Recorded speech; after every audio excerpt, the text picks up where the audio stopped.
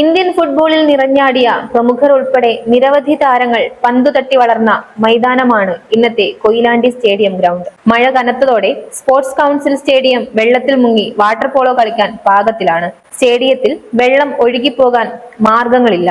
വെള്ളം കെട്ടിനിന്ന് ഗ്രൗണ്ടിൽ ചെളി നിറഞ്ഞതോടെ കുട്ടികൾക്ക് കളിക്കാൻ പോലും പറ്റാത്ത അവസ്ഥയിലാണ്. ഓവുചാൽ പണിതിട്ടുണ്ടെങ്കിലും ശാസ്ത്രീയമല്ല.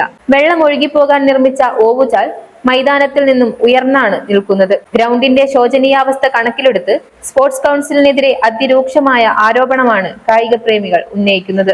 റവന്യൂ വിഭാഗത്തിന്റെ കൈവശമായിരുന്ന ഹൈസ്കൂൾ മൈതാനി സ്പോർട്സ് കൗൺസിലിന് 25 വർഷത്തേക്ക് ലീസിന് നൽകുകയായിരുന്നു. അവരാകട്ടെ മികച്ച വരുമാന മാർഗമായി സ്റ്റേഡിയത്തെ മാറ്റി. അന്താരാഷ്ട്ര നിലവാരമുള്ള സ്റ്റേഡിയം നിർമ്മിക്കുമെന്ന വാഗ്ദാനം നൽകി കായിക പ്രേമികളെ കബളിപ്പിക്കുകയായിരുന്നു എന്നാണ് പരാതി.